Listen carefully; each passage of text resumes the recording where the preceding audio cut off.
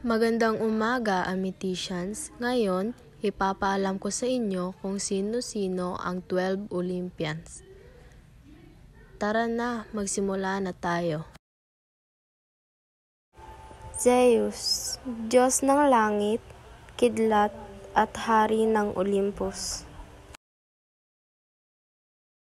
Hera, Diyos ng mga babae, pamilya at kasal, reyna ng Olympus. Poseidon, Diyos ng karagatan, lindol, bagyo at kabayo.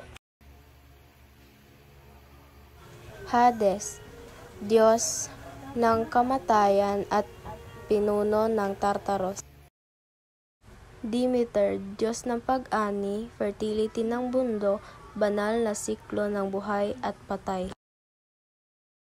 Athena, Diyos ng karunungan, tapang, inspirasyon, pag-unlad, batas, hustisya, stratehiya, matematiko, lakas, sining at kapisanan. Ares, Diyos ng gera. Aphrodite, Diyos ng pagmamahal at kagandahan. Hephaestus, Diyos ng apoy, mason, panday at iskultura. Apollo, Diyos ng araw at liwanag, paggaling, medisina, para propesiya, musika at tula.